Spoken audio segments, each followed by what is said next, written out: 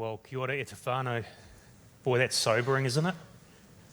I just love Becky's honesty and authenticity in just sharing her journey with us and her heart and some of the struggle and the pain that she's gone through. We're in this series, The Point of Your Thorns. And sometimes when you're in the midst of struggle and thorns and hardship like Becky is, it's hard to really understand what the point is. And that's what I love about this series. It's actually based on a book, if you hadn't realised, that's written by one of our members here, Roland Foreman, and he's actually, if you haven't made the connection, he's actually my father-in-law. But the book is outstanding, and it's actually, we've got copies for sale out the front. If you want to grab one today, I'd highly encourage that. And also the devotional. He's written the devotional for us as well, that Mel mentioned. And if you aren't on YouVersion and haven't jumped into that, it's outstanding. And I'd encourage you to do that because this is the reality of life, isn't it? Writer Alan Noble wrote these words, "Tremendous suffering is the normal experience of being in this world. Beauty and love and joy are normal too, but so is suffering."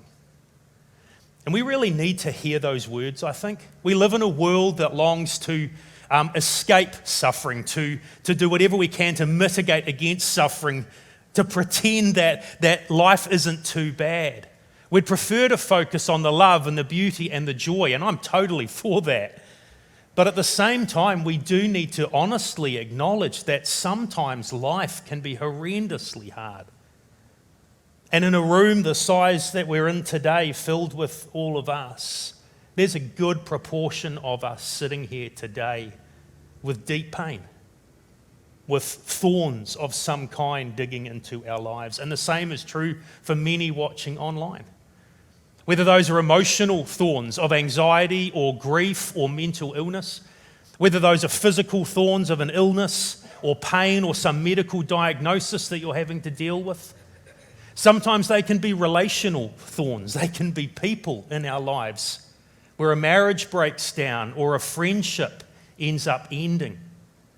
Or we have people that we call a pain in the neck. Or they can be spiritual thorns, temptations and struggles and sins in our lives. There are all of these kinds of hardships in life. And as Alan Noble reminds us, it's reality, team. And so the question I want us to think about this morning, following on from Reuben last week, is how do I live with my pain? What do I do with that? When I've got thorns, when I've got hardships, when I'm dealing with horrendously hard things the way Becky is doing, how do we deal with that in life?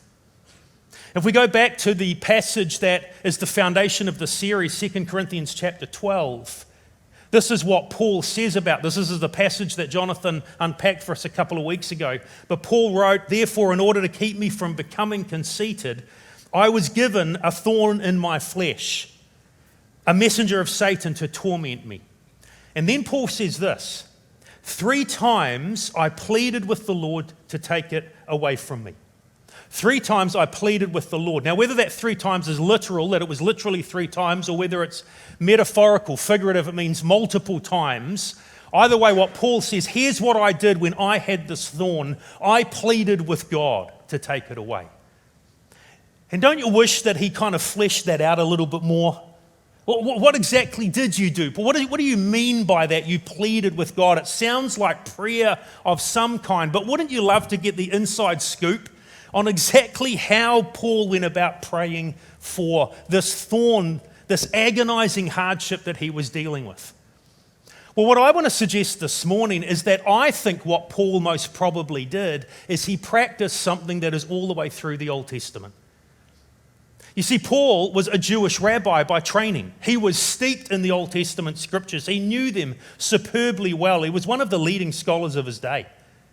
And I want to suggest that when Paul says, I pleaded with God about the struggle that I was having, I would like to think that what he did is he went back into the Old Testament scriptures and began to practice something we find there called lament. Lament. Becky mentioned lament in her video. What is lament? It's simply this. Let me give you the simplest definition I can. Lament is clinging to God through the tears. Lament is clinging to God through the tears. And if you don't take anything else away today, I pray you'd take that. That what the Bible invites us to do, encourages us to do, models for us, is to just hang on to God in dear life through the tears. That's what it means to lament. Now, lament is very common in the Old Testament. For example, many of the Psalms practice and model for us lament. In fact, earlier this year in our summer series, I preached from a Psalm of lament, Psalm 13. It's my favourite psalm in the whole Bible. And I mentioned then that there's actually more psalms of lament, of tears, of weeping, of clinging. There's more lament psalms in our book of Psalms than there are worship psalms or praise psalms. And we sometimes miss that. There are huge chunks of the book of Job, where JD's going to take us next week, that are full of lament. But I want to take us today to a part of the Old Testament that you may never have actually read closely. Many scholars call it the most neglected book in the Bible. In fact, in his book, The Point of Your Thorns, you know what Roland says? He says he's never heard a sermon in his life from this book, and he's just turned 80. The book is called Lamentations, and the very title has that word lament in it. And if you've got a Bible and you want to work out where on earth it even is, it's right after the prophet Jeremiah's writings. And that's because while Lamentations is strictly anonymous, the Jewish tradition is that it's the prophet Jeremiah who wrote these amazing words. But Lamentations is this amazing book that shows us what it means to cling on to God in our tears when life is incredibly hard. It models for us what lament looks like. Lamentations comes out of one of the worst periods of history for the nation of Israel. In fact, if you wanted to track the story of the nation of Israel through the centuries, what were their worst moments? There would be three of them. There would be the destruction of Jerusalem in 586 BC, when the Babylonians came in, if you think about Daniel the prophet. There was the destruction of Jerusalem again in AD 70 under the Romans, a generation after Jesus, and there was the Holocaust under Nazi Germany. Those are the worst moments of Israelite history. Well, Lamentations comes out of the first of those, the destruction of Jerusalem by the great Babylonian Empire. Their king Nebuchadnezzar led an army against the people of Israel no less than 3 times. The first 2 times they conquered the city and they took captives away like Daniel and Ezekiel in our Bibles. But the third time they came in 586 BC, Nebuchadnezzar had enough of this people that kept rebelling against him, and he utterly destroyed the city. He knocked down the city walls, he destroyed houses, he exiled almost the entire population, and he took the magnificent temple of worship that Solomon had built 300 years before, and he utterly demolished it. The city was a complete ruin. And out of that agonizing period of history, this book was birthed, called Lamentations. It's got 5 chapters, 5 poems or 5 songs, and all 5 of them actually have 22 verses in them. That's because there's 22 letters in the Hebrew alphabet, because 4 out of the 5 poems are acrostics. They begin with consecutive letters of the Hebrew alphabet.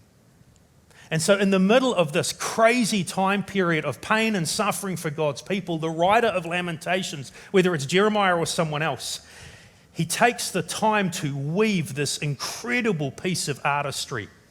These poems, these songs that give voice to the pain and the agony. And 4 out of the 5 are acrostics. They're these beautiful pieces of art that together explore what grief and loss and prayer looks like when life is really, really hard. They show us what it looks like to lament, to cling to God in our tears. All 5 poems are full of pain. All 5 poems are full of grief. But each of them has a slightly different nuance that kind of go together. So the image I want to use to help us understand this book, and we're not going to be able to dive in today, we won't have time for that, but I want to survey the book. But the image I want to use for the book of Lamentations is the Olympic rings. It's kind of like that the book of Lamentations are these 5 songs that overlap each other. They have a lot in common as the writer in one poem after another is pouring out their agony and their heart and their tears. But each of the 5 poems has a slightly different nuance and a slightly different lesson for us. What does it look like to lament, to cling to God in our tears? Well, Lamentations chapter 1 is going to invite us to bring our tears, to bring to God our tears. So the book starts this way. How deserted lies the city, once so full of people. How like a widow is she, who once was great among the nations. She who was queen among the provinces has now become a slave. Bitterly she weeps at night. Tears are on her cheeks. Among all her lovers, there's no one to comfort her. All her friends have betrayed her. They have become her enemies. So the first poem begins with this incredibly powerful image that the city of Jerusalem is like a widow who has just lost her husband. So she is full of grief and anguish and has no sense of what the future will look like. But unlike most people who lose someone they love and are surrounded by whānau and friends who want to comfort and support and help, Jerusalem is utterly alone. That's the imagery that's being used here. And in the first half of chapter 1, it's the narrator telling us what it's like for widow Jerusalem to grieve over what's happened. But then in the second half of chapter 1, Jerusalem herself speaks. So here's what she says, if I go down to verse 16. This is why I weep, Jerusalem says, and my eyes are overflowing with tears. No one's near to comfort me, no one to restore my spirit. My children are destitute because the enemies prevailed. Or verse 20, see Yahweh, how distressed I am. I am in torment within. In my heart I'm disturbed, I have been most rebellious. But outside the city walls, the sword bereaves us, and inside there is only death. It's like Jerusalem herself is crying before God. And that's what this first poem, this first song in Lamentations is inviting us to do. It's inviting us to bring our tears to God. The grief in this chapter is incredibly raw and real. And the writer's showing us it's okay to weep. It's okay to cry. I've been a pastor for a long time now, and I've sat with many, many people in tragedy. Whether it's a national tragedy like the Elam one that happened in 2008,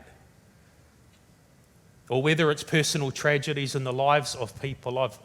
I've done a lot of just sitting and talking and praying with people through the years. And inevitably in those moments there will be tears. And then almost just as inevitably, you know what happens next? There's an apology. People in the midst of pain and hardship who have been weeping will look at me through their tears and they will say, sorry. Folks, we don't need to say sorry for tears. We don't need to apologize for weeping. That's actually a gift from God to us. Part of lament is just being real about the pain and the hardship and the difficulty and actually coming to God with our tears and crying. Did you know that God loves the tears that you cry? There's this beautiful phrase in one of the Psalms, Psalm 56. It's a psalm of David. It's a psalm of lament. He's surrounded by enemies. And he says this, the New Living Translation words it this way in verse 8. You keep track, talking about God, you keep track of all of my sorrows.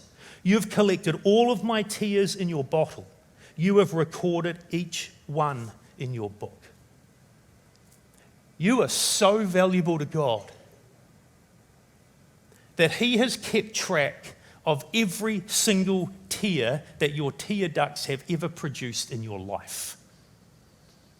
That's how valuable you are to him. And what the lament passages of Scripture invite us to do, what Lamentations 1 invites us to do, is come to God with our grief and bring him our tears. To just sit and to weep before him. Bring your tears. Adding to that, then, Lamentations 2 comes in, the second poem, and it invites us to not only bring our tears, but to bring our questions. Bring our questions. See, lament in the Bible is full of questions. You go to the lament Psalms of the Old Testament, and time again, the psalmist will cry out, "Why, God? How long, God? What's happening, God?" So, for example, Psalm 10, "Why, Yahweh, do you stand so far off?" Psalm 13, my favorite psalm, "How long, Yahweh? Are you going to forget me forever?" Psalm 22, my God, why have you forsaken me?" Psalm 44, "Awake, Lord, why do you sleep?" Psalm 74, "How long will the enemy mock you, God?" Now, if you listen carefully to those questions, what you realize is that theologically they're all wrong. The psalmists are going, "God, why are you sleeping? Why have you forsaken me? Why are you far off?" Well, what does the Bible teach us? God doesn't forsake us. God's never asleep. God is near to those he loves. But it doesn't feel like that in life always, does it? When you're in pain, when you have emotional thorns or physical thorns or relational hardships in life, it can feel like God is incredibly distant. And what lament is inviting us to do, folks, is to take the questions that come into our heads and just bring them to God in the raw honesty in which they just come into our heads. Bring your unanswerable questions to him. I don't know if you noticed, but Becky did that beautifully in the video today. At one point she asked this question, "Why do I have to choose between the agony of migraines and the devastating side effects of medication?" Now, I don't know if Becky will ever hear an answer from God to her question, but she's right to ask the question. Because what God does is invites us to not only bring our tears to him, but to bring the questions that we have. And that's what Lamentations 2 does. To begin with, it doesn't ask them as questions, it makes statements, but there's these huge question marks behind them. For example, verse 2, the writer says, "Without pity, the Lord has swallowed up the dwellings of Jacob." It's like, what on earth? In his wrath, he's torn down the strongholds of daughter Judah. He's brought her kingdom and its princes down to the ground in disgrace. And the writer's saying, "God, what are you doing?" There's this massive question mark behind this verse. Or verse 5, "The Lord's like an enemy. He's swallowed up Israel. He's swallowed up all her palaces, destroyed her strongholds. He's multiplied mourning and lamentation for daughter Judah." Or down in verse 7, "The Lord's rejected his altar. He's abandoned his sanctuary, his very temple. He's given the walls of the palaces into the hands of the enemy. They've raised a shout in the house of Yahweh as on the day of an appointed festival." So the writer's going through and going, "God, what is happening here? I thought you were different to this, Lord. What happened to your promises? What happened to your goodness? This sucks." And finally, at the end, towards the end of the chapter, he'll actually say it as a question in verse 20. "Look, Yahweh, and consider," he writes, "whom have you ever treated like this? Should women eat their offspring, the children they have cared for, because they are starving? Should priest and prophet be killed in the sanctuary of Yahweh?" See, the writer is lamenting, and part of lamenting and clinging to God is bringing questions you may never get an answer for, but it's bringing those questions regardless. One of the writers who's helped me with this most is a pastor in America by the name of Mark Vrokop. He and his wife Sarah have suffered tremendous tragedy in their lives. They've lost a little girl called Sylvia. They've had other struggles with miscarriages and pregnancies and different things. And out of that, they've learned what it looks like to lament. And in a stunning book, Dark Clouds, Deep Mercy, here's what he writes. "Life is full of vexing questions related to God's purposes.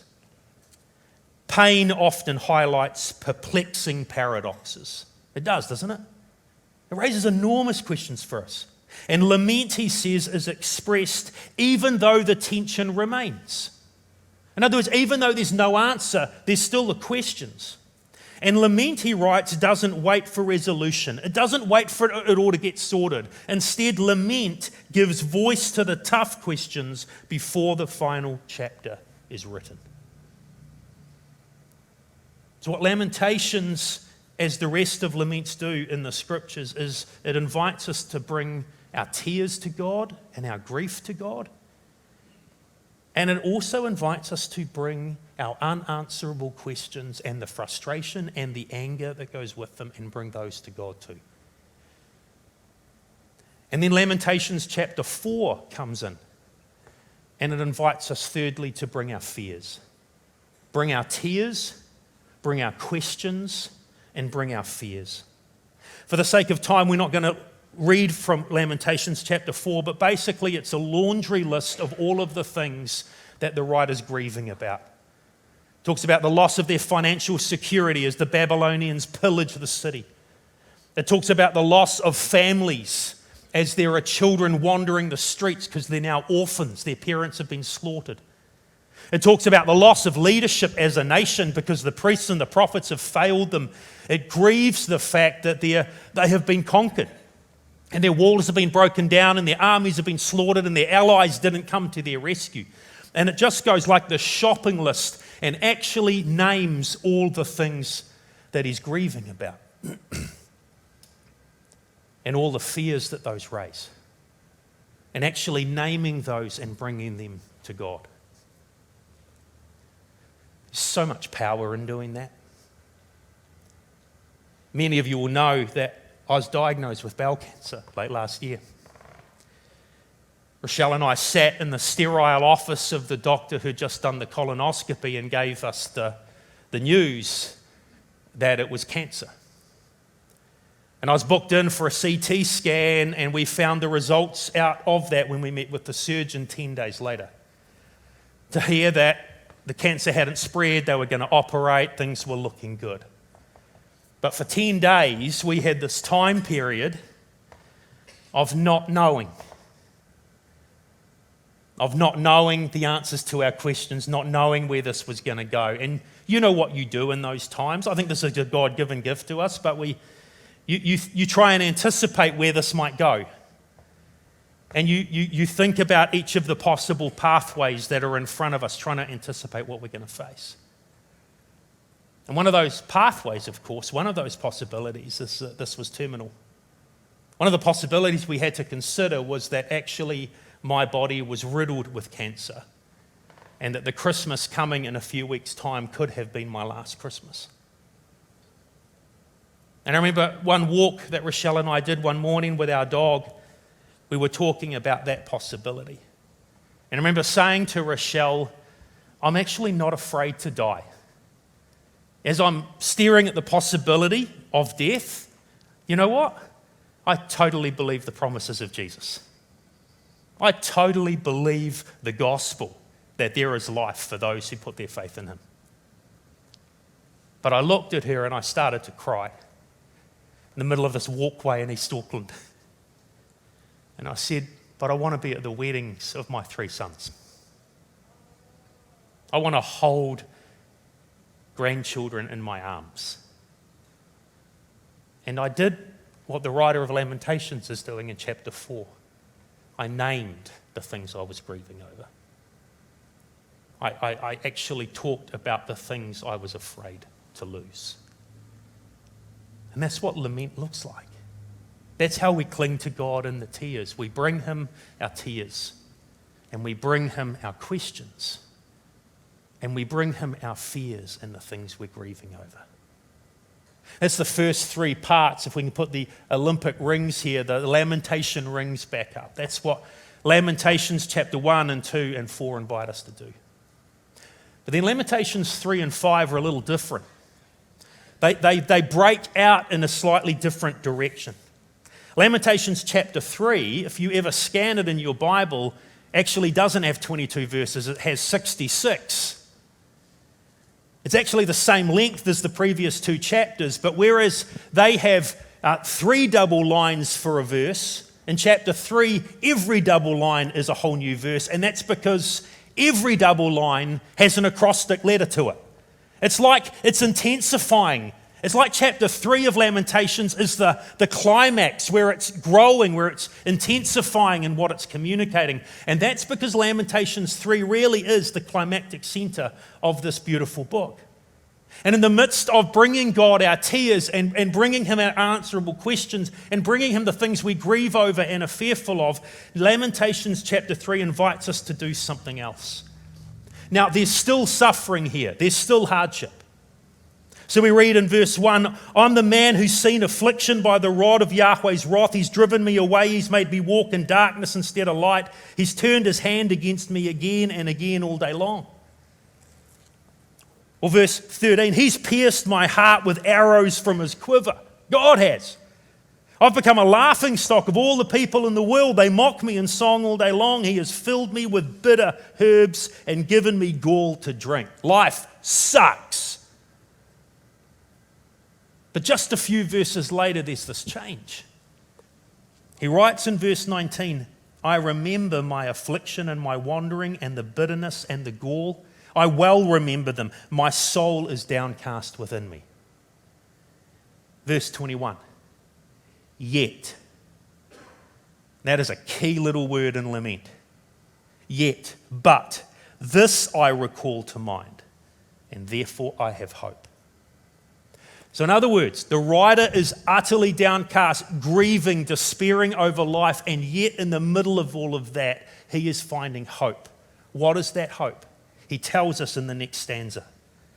Verse 22, because of Yahweh's great love we are not consumed, for his compassions never fail.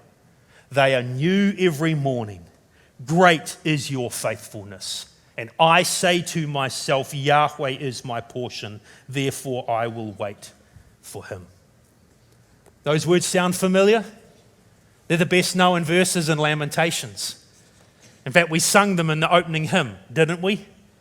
These words have brought hope to many people, but I want you to notice two things quickly from this passage. Number one, the context of these verses is despair and ruin and utter hardship. The city of Jerusalem is still destroyed. The Babylonians are still all conquering. The people are still being trudged off into exile. The situation hasn't changed. But what has changed is that the writer has chosen to focus on the goodness and faithfulness and unchangingness of God. See, if we were to make a poster, if you were to design a poster with these words, and you know what we want to do? We want to find a beautiful picture of a mountain vista and put the verse, great is your faithfulness. Or we want to find a photo of a tranquil sea. Great is your faithfulness. And that would be utterly foreign to Lamentations. You know what Lamentations would want us to do with a poster? It would want us to put a poster of this massive stormy ocean and a tiny little boat being chucked all over the place. And put over that, great is your faithfulness. Or Lamentations would show us a city of utter ruin with corpses lying in the streets and put, great is your faithfulness. See, these words were not written in the context of a lovely sunny day where everything is beautiful. It was written in the context of an utterly destroyed people and an utterly bereft city. And in the middle of the pain, the writer is choosing to focus on the goodness and love of God. And that's the focus. That's the second thing we need to see here. The writer is focusing on God's character. He focuses in on Yahweh's great love, verse 22. My favorite word in the Hebrew language, chesed. The unchanging love of God that never lets you go no matter what your circumstance may feel like. And that's what the writer is zeroing in on. As the writer brings the tears and the fears and the questions to God, he is choosing to take his eyes off the hardship and the difficulty and the ruins and go, you know what, no matter what it's like, God, I'm going to zero in on you and remind myself you are good and you are loving and you are faithful and you're never going to let me go no matter what it is I'm going through. When I had my operation and they removed the tumour and I was told I didn't even need chemo, they'd got it all. And we emailed and wrote and talked to friends and supporters and so on. One of the most common comments we got back was, God is good. Absolutely. God is good. But folks, here's the deal. If they hadn't been able to get all the tumour, God would still be good, wouldn't he? If I'd needed chemotherapy, is God still good? Yes. If we'd received the diagnosis that my cancer was terminal and the Lord was going to take me back to heaven, is God still good? Yes. God is a good God and a loving God and a faithful God, and that's what we zero in on. We choose to hope, and then finally we choose to pray. Lamentations chapter 5 is not an acrostic. It's fallen apart. The writer just can't do it anymore. And it's more grieving and more tears and more questions, and yet in the middle of all of that, the writer prays. Verse 1, remember Yahweh, what has happened to us. Look and see our disgrace. And at the end of the book, verse 19, you, Yahweh, reign forever. Your throne endures from generation to generation.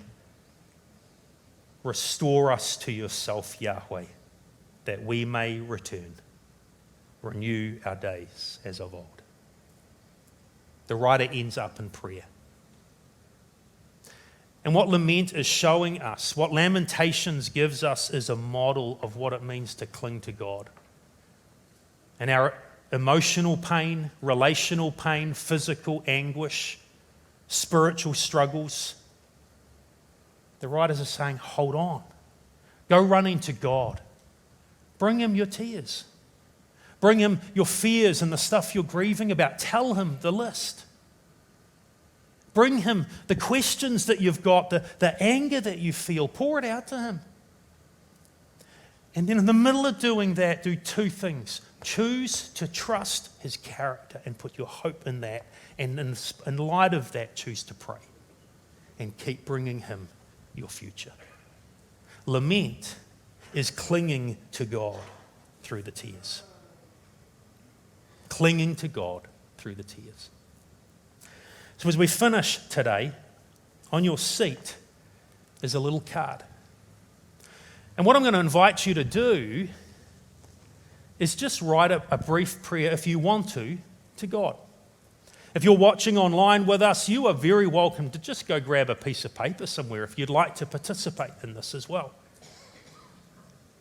And I'm going to just get the team to put the Olympic rings up here for a minute. These 5 key parts, these nuances to lament. And what I want to invite you to do, if you are in pain at the moment, if you are suffering hardship in life, I want to invite you to look at what Lamentations teaches us and go, which of these do I need to learn to do more? Do I need to learn to think more and meditate on the character of God and put my hope in him? Do I need to learn to just sit and weep before my Father? Do I need to give myself permission to just ask the questions? And if you're not in pain, if you don't have thorns right now in this season of life, I want to invite you to still look at these and go, which of these do I not do very well? And in these next few seconds, I simply want to invite you to write a very short prayer to God. Father, I bring you my tears. Lord, I'm choosing to trust that you're good. Jesus, I commit my future to you. Holy Spirit, help me to ask you the hard questions. The band's going to lead us into a time of communion, where we come to the table and we take bread and juice as a reminder of what Jesus did for us on the cross to open up a relationship with his Father so that he could be our Father. And what we want to invite you to do, if you want to take that little prayer card home today in your Bible, you're very welcome to do that. But if you would like to, I want to invite you today to write your prayer to God, just a few words. And then I want to invite you to bring it to the communion table. As you come in your own time, I want to invite you to come and, in a sense, exchange your lament, your prayer for Jesus and his body and his blood given for you. I want to invite you to lay your prayer down as you learn to lament and cling to a God who loves you. So, Lord Jesus, in these next few minutes, we come to you with our prayers. We come to you with our tears. We come to you in our grief. We come to you with our anger and our questions and our frustration. We come with our fears for the future. And maybe the things we've never even articulated and grieved and put into words, we bring all of those to you because we know that you care and love us. But we also come to you today, Lord Jesus, choosing to focus on your character and your goodness and your faithfulness and your never-ending love. And we come in hope for the future. Not that our circumstances may change, although we cry out for that, but knowing that whatever happens, you're with us and you'll never leave us. So we worship you, Jesus. Amen.